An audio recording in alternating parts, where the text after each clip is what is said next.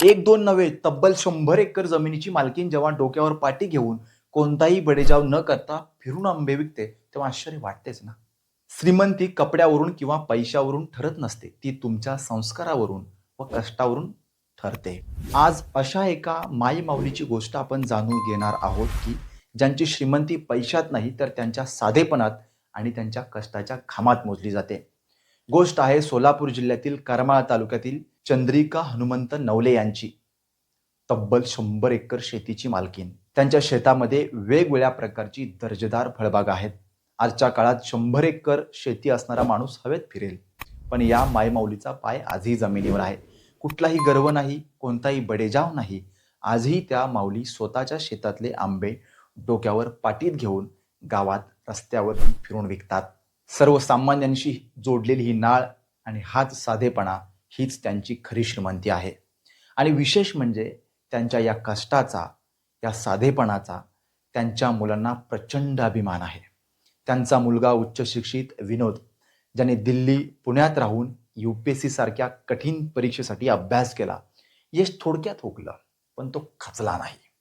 त्याने स्पर्धा परीक्षेचा प्रवास थांबवला आणि तो आज आईच्या खांद्याला खांदा लावून याच 100 एकर शेतीमध्ये घाम गाळतोय.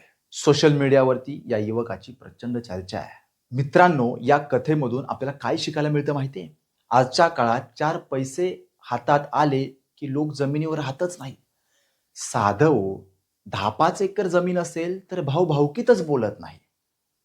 पण ही माय माऊली आपल्याला शिकवते की कर्तृत्व कितीही मोठं असो, पण पाय मात्र जमिनीवरच असावे लागतात. शेती ही केवळ उपजीविका नाही, तर तो एक स्वाभिमान आहे, हे या माई माऊलीने दाखवून दिलं. म्हणूनच म्हणतात ना, श्रीमंती कपड्यावरून किंवा पैशावरून ठरत नसते प्रेक्षको, ती तुमच्या संस्कारावरून आणि कष्टावरून ठरते.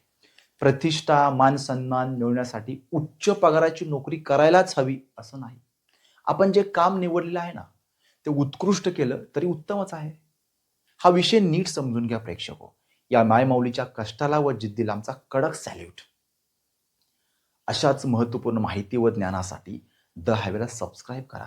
माध्यम म्हणजे माहिती देण्याबरोबर एक परिपक्व निष्कर्ष देणं, आणि ही आम्ही आमची जबाबदारी समजतो. हा व्हिडिओ जर तुम्ही फेसबुक आणि इंस्टाग्रामला पाहत असाल तर दोन्ही पेजला फॉलो करा. तुर्तास मनपूर्वक धन्यवाद. तुमची मतं कमेंट बॉक्समध्ये मांडायला विसरू नका.